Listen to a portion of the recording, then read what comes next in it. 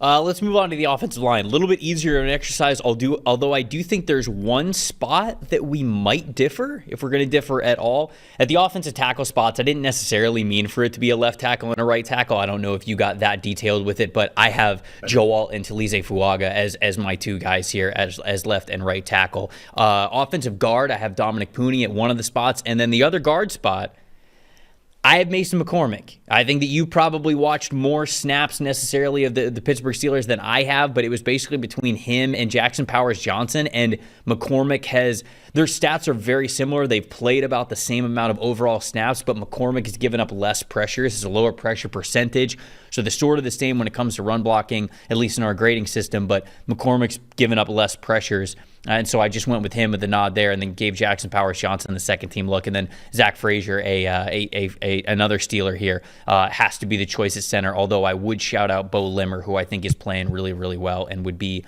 It's him and Grant Barton, sort of a coin toss there of who you're going to put as that second team player. But I ended up giving it to Limmer because his pressure percentage is, again, lower that he has given up than Grant Barton. Then they played about similar snaps. So that's what I've got in my first team: Joe Alt, Talise Fuaga, Dominic Pooney, Mason McCormick, and then Zach Frazier. Who do you got?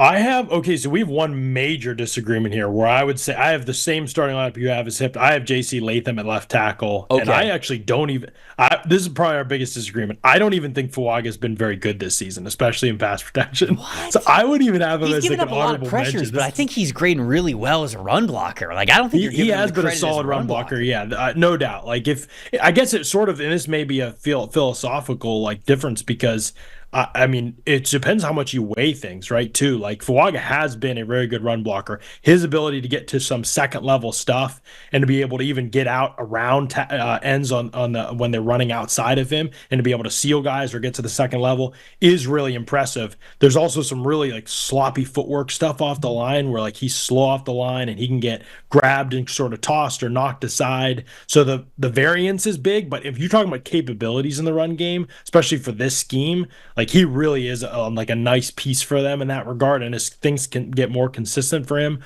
I do think we're actually going to see a really, really good player. My biggest issue is this, Trevor, and you can feel free to push back on this, like because I think Fuaga is crazy talented. I just think he may end up being an interior offensive lineman eventually because there are just so many issues in pass protection with him, especially when he has to true pass set right now. Early in the season, the Saints kind of hid some of those things with sliding protections and the boots that they did and going so heavy play action, and so guys weren't really teeing off on him.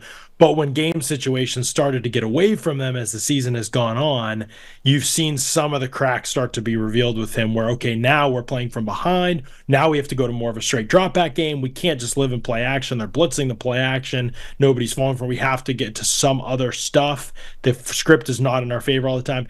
Now you're seeing like the real issues, like with him giving up a short corner all the time to rushers around the edge. And that's like the primary path you can't get beat.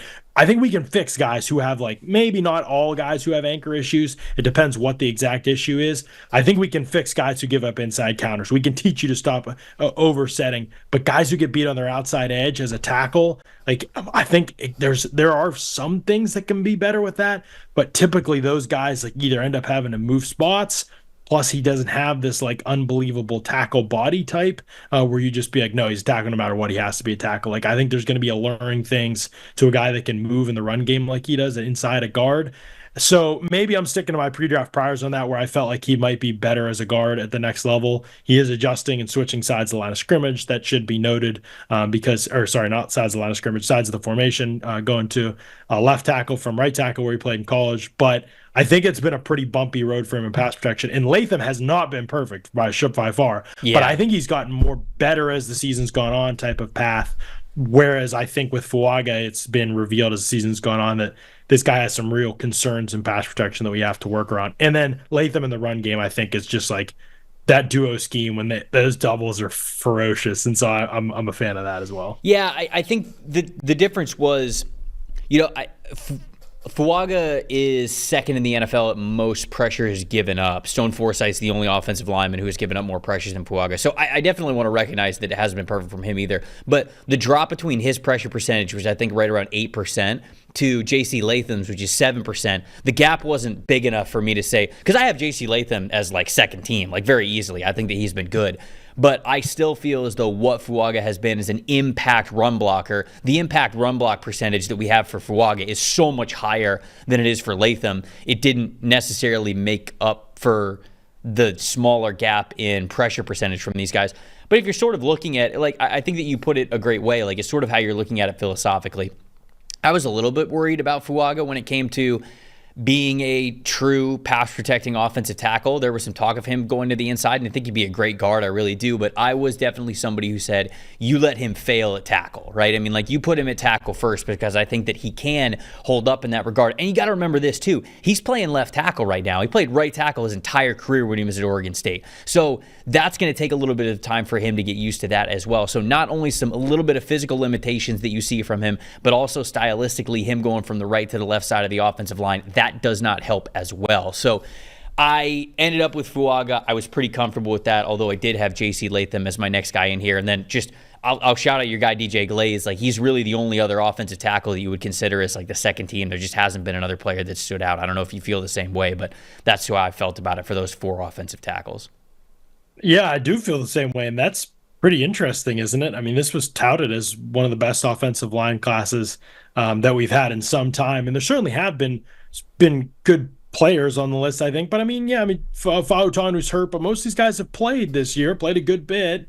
And, I mean, I think, would you have said before the season that our guards are going to be Dominic Puny and Mason McCormick for this? Listen, those guys have played well, like, for sure. Puny's been really good. McCormick, since he stepped in, has been a really solid player. I mean, I think that there might be some issues revealed over time, and certainly had his issues with Dexter Lawrence on Monday night at times, but who doesn't? But overall, I just feel like it really, like, we haven't really seen the tackles at the top yet do exactly what we think. Now, Marius Mims is coming on. I'm intrigued for sure.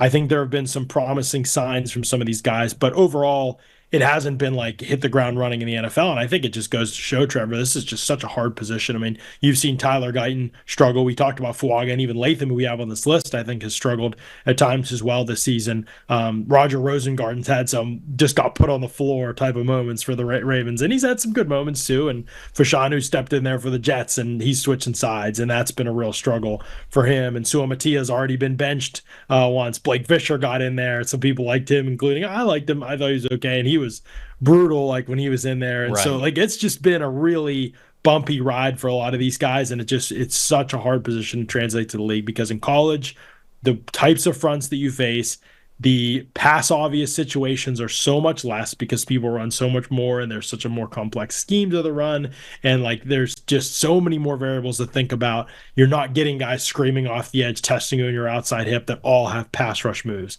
in college. It's just such a big jump up to the NFL and how they play on passing downs, that a lot of the run game stuff can translate, but how you protect, especially in true pass set situations. Some of these guys have barely true pass set in their life in college, Trevor. Right. And they get to the NFL and they have to handle these absolute demons off the edge, and it takes a while to make an adjustment. So you're 100% right. Fuaga is a good example. Should absolutely get the start. Keep trying him at tackle. Keep seeing if he develops there. 100% agree that's the right approach. It's just going to take a while for these guys if they hit, because this is a hard position to play early on in the NFL.